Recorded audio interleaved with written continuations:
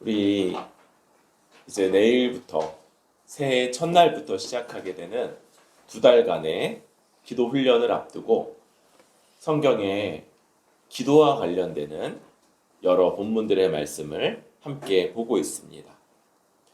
우리 데살로니가 전서, 우리 작년에도 한번 살폈던 말씀이죠. 우리 이 시간 특별히 이제 기도와 관련해서 우리가 이 말씀을 한 번 더 살피고 또 나누려고 합니다. 우리 데살로니가 교회는 바울이 대단히 짧게 머물렀던 곳이고요.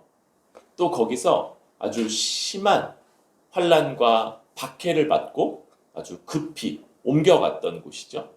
그 데살로니가와 베레아 사람들 이 둘이 서로 아주 대조를 이루고 베레아 사람들 아주 신사적이고 그래서 말씀을 상고했던 이들과 대조됐던 그런 지역. 그런데 사도 바울은 떠났어요. 그리고 거기 남아있는 이 데살로니가 교회가 계속 있었던 거죠. 그런데 이 짧게밖에는 머물지 못했고 또 이런 많은 반대, 환난 이런 것들 가운데 사도 바울은 데살로니가 교회에 대한 소식을 듣고 대단히 감사하고 있는 모습을 보게 됩니다. 감사하며 기도한다는 거예요. 왜 그러냐? 우리 3절 믿음의 역사, 사랑의 수고, 우리 주 예수 그리스도에 대한 소망의 인내를 우리 하나님 앞에서 끊임없이 기억함이니 우리 이 세 가지 믿음, 소망, 믿음, 사랑, 소망이 다시 한번 등장하는 것을 보게 돼요. 우리 지난주에도 나왔었죠. 우리가 이번 기도의 한 주제가 삼위 하나님과의 교제고 삼위, 성부 하나님, 성자 예수님, 그리고 성령 하나님과 교제하는 것. 한 분 한 분을 부르면서 교제하는 것과 함께 우리가 또 하나 가져야 되는 이것이 바로 믿음, 사랑, 소망. 이것이 우리 가운데 어떻게 드러나고 있는지를 생각하고 살피고 또 더 온전히 드러나기를 구하는 그런 기도가 될 것 같습니다. 이 믿음, 사랑, 소망은 성경에서, 신약 성경에서 우리 신자와 관련해서 여러 차례 표현하고 있죠. 이것이 없는 신자는 존재하지 않는다고도 할 수 있을 거예요. 그런데 우리 지난주에도 이 믿음, 사랑, 소망에 대해서 우리 기도와 함께 나누었었는데 오늘은 거기에 한 걸음을 더 나아가죠. 믿음에 있어서는 역사, 사랑에 있어서는 수고, 소망에 있어서는 인내라고 하는 것으로 이 각각 믿음과 사랑과 소망이라고 하는 이 세 가지를 더 부연해 준다는 것. 그래서 이 어떤 겁니까? 믿음은 역사, 이라는 것으로, 그렇죠? 히스토리 아니죠? 역사 히스토리가 아니고 이라는 것을 통해서 드러난다. 사랑은 수고하는 것, 수고스러움을 감당하는 것을 통해서, 그리고 소망은 오래 견디는 것, 인내하는 것, 이것을 통해서 드러나게 된다는 걸 말씀해 주는 것. 이 믿음의 역사, 사랑의 수고, 소망의 인내, 이것이 우리에게 신자로서 마땅한 믿음, 사랑, 소망이 있는가를 보여주는 것일 뿐만 아니라 이것이 또한 우리가 요 추상적인 개념들, 그죠? 믿는데 내가 잘 믿고 있는가?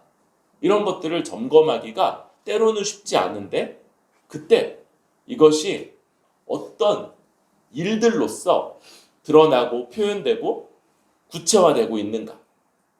나의 사랑은 어떤 수고를 감당하는 것을 통해서 나타나는가? 내가 우리 주 예수 그리스도에 대한 소망을 가졌을 때 이것이 어떤 일들을 참고 견디게 하는가? 이런 것들을 볼 수 있는 것이죠. 그런데 여러분, 그럼에도 불구하고 우리의 믿음이다. 우리가 사랑하는 것, 또 소망하는 것, 이와 관련돼서 일하는 것이나 또 수고하는 것 또는 인내하는 것들은 다 온전하기보다는 부족함이 있고 연약함이 있고 이러한 부분들이 있을 거예요. 그런데 이런 것들을 바라볼 때 우리가 생각해야 되는 건 3절, 4절 한번 읽어볼까요? 시작. 하나님의 사랑하심을 받은 형제들아 너희를 택하심을 아노라. 이 모습은 하나님이 우리를 택하셨기 때문이고 하나님의 사랑하심을 받았다는 것. 그게 이렇게 믿음, 사랑, 소망을 가진 모습으로 표현된다는 것. 여러분, 우리는요, 기본적인 사고가 자기 중심적이에요. 내 중심적으로 생각을 하게 돼요. 이 한계는 나라는 한계, 나의 사고나 나의 인식이라는 한계 속에 갇히는 것이 대단히 쉽다는 것. 그래서 우리가 우리의 믿음과 그것이 만들어내는 일들, 또 사랑과 그것으로 말미암아 드러나는 수고를 무릅쓰고 섬기는 것, 그리고 소망으로 인해서 나타나는 여러 사랑들에서 견디는 것은요, 종종 요 두 가지로 잘못된 길로 들어가기가 쉬워요. 하나는 믿음, 소망, 믿음, 사랑, 소망이 있구나. 역시 훌륭해. 역시 괜찮아. 그렇지. 뭐 이런 자기중심적인 모습.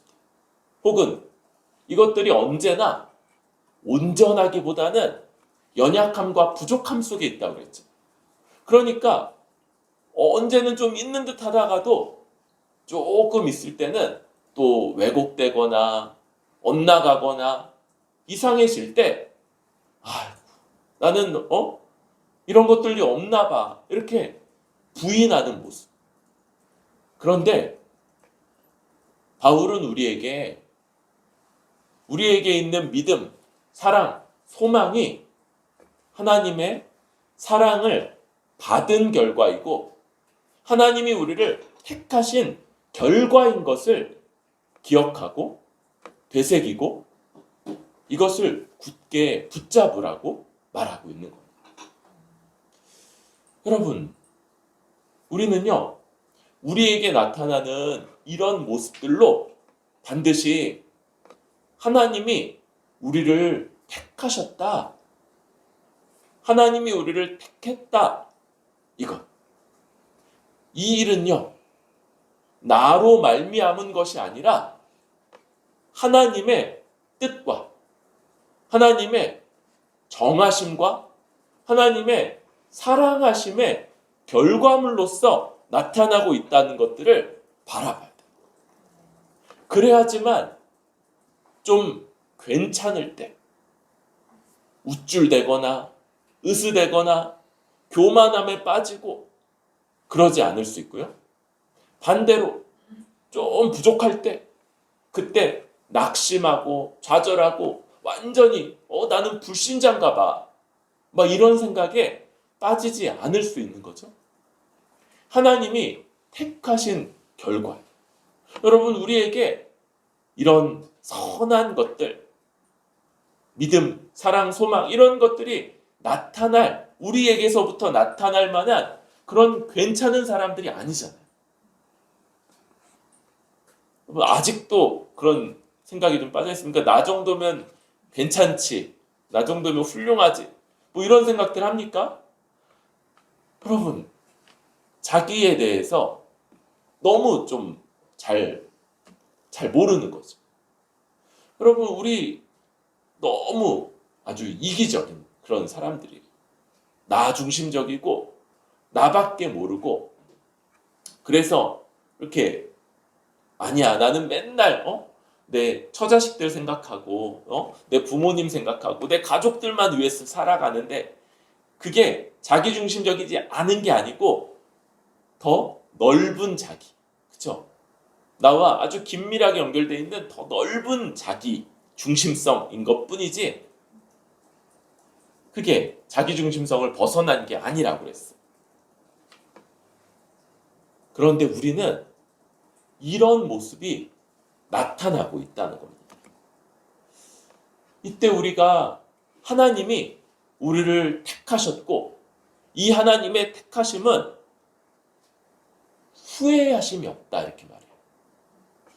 이 택하셨다는 것이 얼마나 함축적인 건지, 거기에는요, 하나님이 전적으로 책임지고 우리를 붙드시고 이끌어 가실 것이다 라는 의미가 담겨 있고, 또한 하나님의 모든 것을 내어주시고, 하나님이 우리를 사랑하셔서 하나님의 모든 것, 창조주의 모든 것을 우리에게 베푸시고 우리에게 주시기 원한다는 것이 담겨져 있으며, 그 결과로 우리 같은 자들이 주 예수 그리스도의 복음을 믿고 누군가를 위해서 수고하며 섬기고 애쓰고 사랑하고, 그리고 여러 일들 속에서도 인내하면서 소망을 지켜 나간다는 것. 이것은 우쭐댐이나 자랑할 만한 성질의 것이 아니고, 때로는 완전하지 않다고 좌절하거나 낙심할 성질의 것이 아니고, 하나님이 나를 택하셨구나, 굳게 붙드시는구나, 이것을 다시 붙잡고 사랑받은 자, 사랑하심을 받은 자로서 우리 자신을 이해하고 살아갈 이유가 되는 것이죠. 그러면서 5절에 이 일이 바로 복음을 통해서 나타났음을 말해줘. 복음이 너희에게 말로만 이른 것이 아니라 또한 능력과 성령과 큰 확신으로 된 것임이라. 우리가 너희 가운데서 너희를 위하여 어떤 사람이 된 것은 너희가 아는 바와 같으니라. 우리 5절에 이 일이 놀랍게도 그렇게 막 있어 보이지 않는 막 큰 권력이라든지 아주 지혜로운 것들, 화려한 것들이 아니라 그저 복음, 몇 마디의 말로 그렇게 주어졌다. 그런데 그것은 제가 말이라고 그랬는데 말로만 이른 것이 아니라고 그러죠. 그러니까 사람의 논리나 설득력이나 그 말하는 사람이 가지는 어떤 사람의 매력, 이런 것들로 주어진 것이 아니라 능력, 성령, 큰 확신으로 된 것이다, 이렇게 말해요.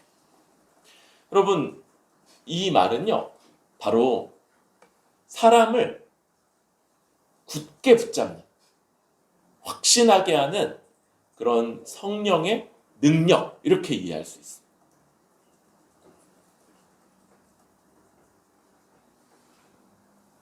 사람을 설득하고 변화시키기가 쉽지 않아요. 더군다나 이런 일들을 할 때 우리는 어떻게 하면 잘 되는지 이런 것들을 알아요.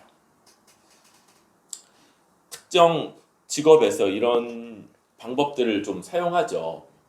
그럴 때 어떻게 많이 하냐면 이렇게 화려한 옷을 입고 좋은 차를 끌고 그러면서 암묵적으로 뭐라고 얘기하는 거야? 내가 하는 말을 들으면 그럼 너도 이렇게 좋은 옷을 입고 좋은 차를 끌고 화려하게 살아갈 수 있을 거야 라는 걸 이런 식으로 설득의 도구로서 사용하는 거예요. 물론 암묵적이죠. 암묵적. 그런데 복음은 이런 방식으로 주어지지 않는다는 거예요. 사도 바울이 데살로니가에 들어갈 때도 아주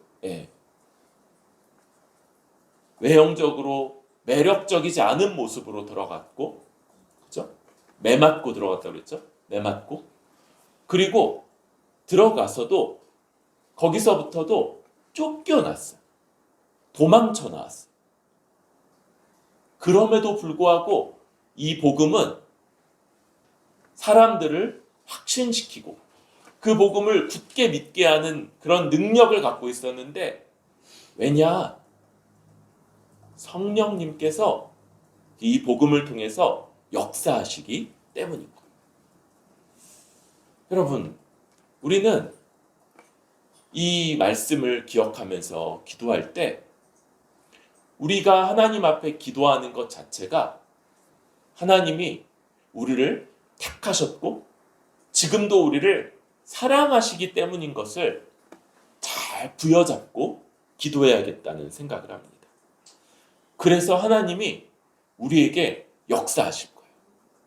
하나님이 우리를 믿도록 인도하신 것, 이것도 성령의 역사일 뿐만 아니라 우리가 주 앞에 구하는 일들마다 믿음을 더하시고 사랑으로 수고하게 하시며 소망으로 인내하게 하시는 이런 열매들을 거두실 것이고 이 모든 것을 바로 성령의 확신케 하는 능력으로 복음을 굳게 믿게 하는 그 능력으로 이 일을 행하실 거다라는 걸 확신할 수 있습니다. 그러면서 이제 6절부터 바울은 또 너희는 많은 환난 가운데서 성령의 기쁨으로 말씀을 받아 우리와 주를 본받은 자가 되었으니 그러므로 너희가 마게도냐와 아가야에 있는 모든 믿는 자의 본이 되었느니라. 우리와 주를 본받음, 또 모든 믿는 자의 본이 되는 것. 이런 이 본받음, 본받는 것, 본받고 또 본이 되는 것. 이것이 이 데살로니가 교회를 향한 사도 바울의 감사의 또 다른 내용인 것 같아요.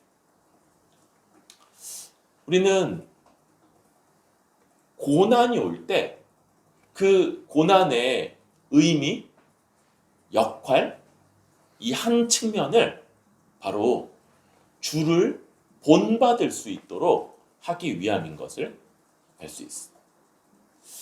어떤 글인데 아주 잔잔한 물에서는 훌륭한 어부가 탄생하지 않는다. 하나님은 우리를 훌륭한 어부로 세우기 위해서 폭풍 가운데로 인도하신다. 이런 말을 했습니다.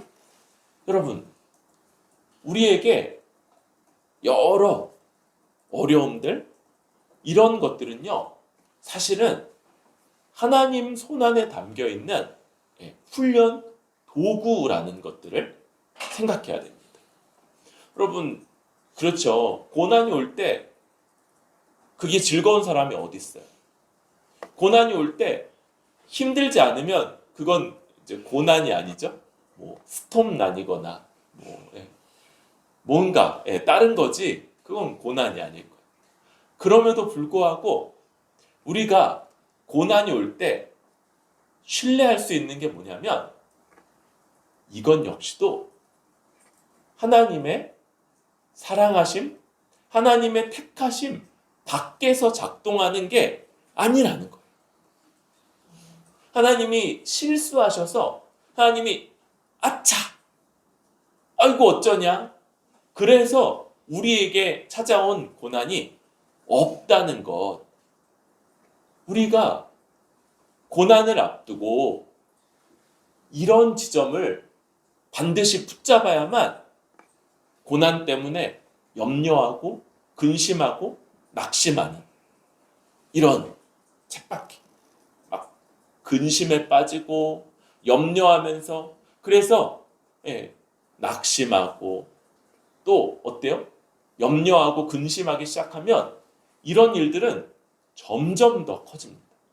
점점 더 염려하고 근심하고 그리고 고민하고 이게 점점 더 커져요. 그런데 반대로 이것이 하나님의 손에 있으며 우리를 주를 닮도록 하는 하나님의 도구다. 하나님이 실수로 주시는 게 아니다. 그래서 말씀이 뭐라고 말합니까? 사람이 감당할 시험 밖에는 너희에게 당한 것이 없다.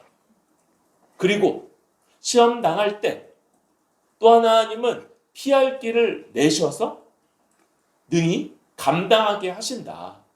그러니까 고난은 우리를 낙담시키는 것도 아니고 절망시키는 것도 아니고 하나님을 우리 주 예수 그리스도를 더 닮아가도록 본받도록 하는 고난이라는 거.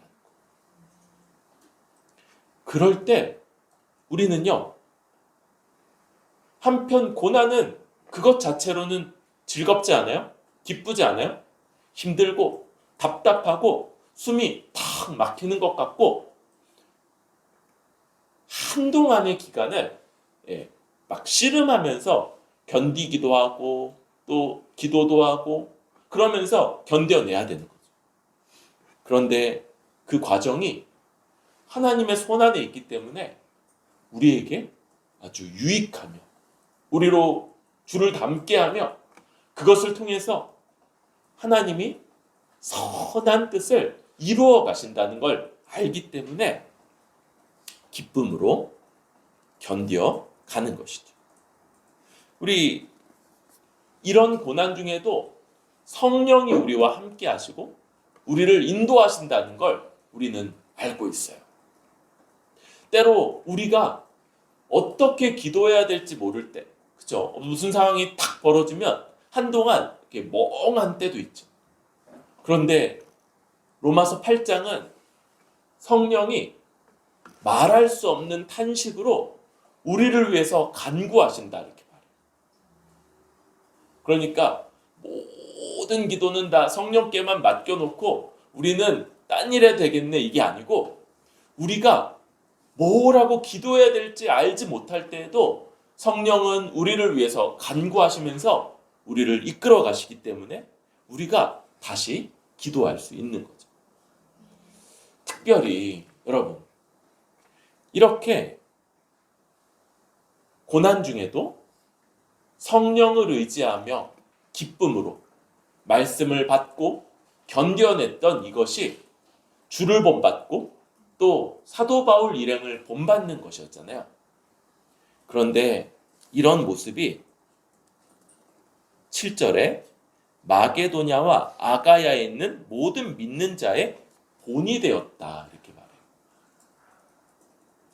마게도냐, 아가야 요거 몇 번 설명해 줬죠? 이제 한 97번만 더 설명하면 다 이해되겠죠? 오늘날의 그리스 지역이라고 그랬어요. 여기가 다 그리스 지역. 그런데 남쪽을 아가야라고 부르고 북쪽을 마게도냐라고 부르는 거예요. 그래서 그 마게도냐 제국 있죠.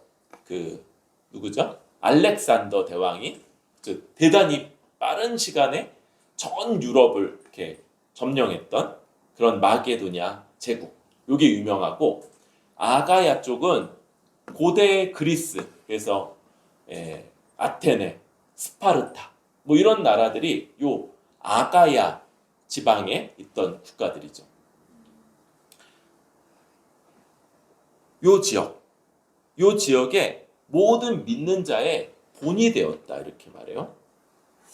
여러분, 우리가 고난을 이것이 우리에게 고난을 허락하시는 것이 하나님의 뜻이며 하나님의 손안에 있다는 것들을 이야기했어요.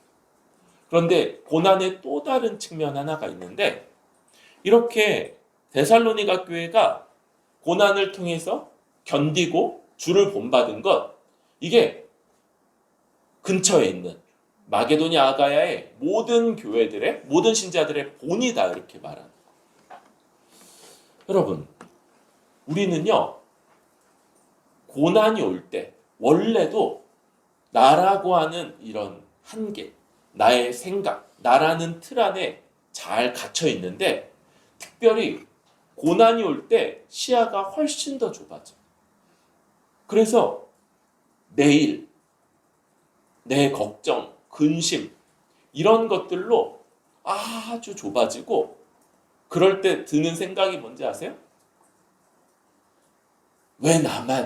왜 나만? 왜 나만 이런 고난을 받습니까? 왜 나만 이렇게 힘들고 왜 나만 이렇게 어렵습니까? 라는 이런 생각. 여러분, 근데 진짜인가요? 진짜 나만 그렇게 고난받아요? 아니에요. 오히려 고난이 없는 사람이 없어요. 이 세상에 고난이 없는 사람. 여러분 제가 몇 번 얘기했죠. 우리가 볼 때는 그 부족함이 없어 보이는 그런 부자 가문에서도 아주 낙심해서 아주 극단적인 선택을 하는 이런 일들이 있다는 것들을 볼 때 여러분 겉보이는 것과 달리 고난이 없는 사람들이 없어요. 특별히 이렇게 우리 요즘 유행하는 인스타그램 이런 것들을 통해서 막 너무 화려하고 너무 부유하고 너무 좋게 살아간다. 여러분 반대를 생각해야 되는 거예요. 그렇게 뭔가를 막 드러내고 과시함으로써 그런 방식으로 지금 가리거나 감추고자 하는 그 내면의 빈곤함, 내면이 텅 비어 있음. 오히려 그게 그렇게 과시하고 드러내고 그러면서 감추고자 하는. 여러분 정말 만족하며 살아가면 그럴 필요가 없어요. 다른 사람들의 눈앞에 그런 것들을 다 드러내고 부각시킬 필요가 없는데 비어있어서 자기가 공허하다는 걸 그런 방식으로 감추어내고자 하는 그런 시도. 다른 한편으로는 그렇게 화려하게 사는 것 같아 보이고 그렇게 잘 사는 것 같아 보이는 사람도 내면에 본인이 인식하든 인식하지 못하던 공허함과 결핍과 고난을 갖고 있다. 여러분, 이 고난은요, 아주 보편적인 거죠. 모든 성도들, 모든 믿는 자들의 다 가지고 있는 그러한 일이기 때문에 데살로니가의 교회의 모습이 본이 되는 거 아니겠어요? 우리가 이 고난 중에 있을 때 다른 지체들의 어려움, 그 무게, 그 힘듦 이런 것들에 대해서 생각이 탁 열릴 때 그때 나라는 한계, 나라는 아주 이 덫과 같이 나 중심성 여기서부터 딱 깨고 나와서 다른 지체들을 연민하고 돌보고 섬길 수 있는 거예요. 놀랍게도 여러분 우리가 생각할 때는 다 괜찮은 사람이 다른 사람들을 돌볼 것 같잖아요. 그렇지가 않아요. 오히려 우리 몇 주 전에 말씀 봤던 것처럼 극심한 가난 가운데 있는 저 마게도냐 교회들이 오히려 심해지나도록 다른 교회들을 돕고 섬겼다는 것들을 볼 수 있는데, 여러분, 이게 그냥 마게도냐 교회의 특징만이 아니고 대단히 일반적으로 벌어지는 일들인 것 같아요. 오히려 많이 고난을 받고 많이 그 고난 중에서 훈련받은 사람들이 다른 지체들을 돌볼 수 있고 그 어려움들을 연민하고 위해서 기도하면서 이것이 자기라는 한계를 벗어나게 되는 것 같아요. 여러분, 주님은 우리를 이렇게 주님 같은 모습으로, 주님같이 나에 갇히지 않고 나의 것들로 다른 지체들을 돌보고 섬기는 것을 기뻐하고, 내게 있는 문제들, 여러분, 이것을 사소하게 여기고 다른 지체의 어려움들, 부족함, 연약함을 그것 때문에 함께 근심하고 염려하면서 기도하는 이러한 모습들이 우리가 데살로니가 교회를 통해서 볼 수 있는 본인 것 같아요. 우리 이 자기 연민, 한탄, 자기의 중심성에 다 갇히고 자기에게 있는 고난에 짓눌려 있는 자가 아니라 오히려 이것들이 주의 손안에 있다는 것을 고백하고 우리를 주님을 닮아가도록 하는 그런 주님의 선한 도구로서 쓰임받을 것을 기대하면서, 그런데 다른 지체들의 고난, 다른 지체들의 문제들은 그것을 크게 여기고 어떻게든 돌보고 위로하고 격려하기 위해서 기도하고, 그리고 기도가 끝나면 더 나아가서 뭐라도 돕기 위해서 애쓰는 그런 우리들이 될 수 있기를 바랍니다. 이 마지막 부분은 이제 마게도냐 전역, 마게도냐와 아가야의 데살로니가의 교회에 대해서 들린 그런 내용이죠. 우리 8절 이하에 보니까 마게도냐와 아가야의, 그리고 하나님의 이 각처에 믿음의 소문이 퍼졌다고. 대단한 모습이죠. 그러면서 9절부터 우리에게 스스로 말하기를 우리가 너희 가운데 어떻게 너희 가운데 들어갔는지와 너희가 어떻게 우상을 버리고 하나님께로 돌아와서 살아계시고 참되신 하나님을 섬기는지와 또 죽은 자들 가운데서 다시 살리신 그의 아들을 하늘로부터 강림하실 것을 그가 어떻게 기다리는지를 말하니, 이는 장래에 노하심에서 우리를 건지시는 예수시니라. 우리 이 내용들에 대해서 하나하나 좀 설교했던 기억이 있어요. 우리 여기서는 특별히 이 우상을 버리고 하나님께로 돌아와 살아계시고 참되신 하나님을 섬기는지, 요것을 좀 중점적으로 좀 생각해 보려고 합니다. 여러분, 우리 이 우상의 문제가 이번 학기에 함께 공부했던 이 10계명에 있어서도 아주 중요한 내용이었죠.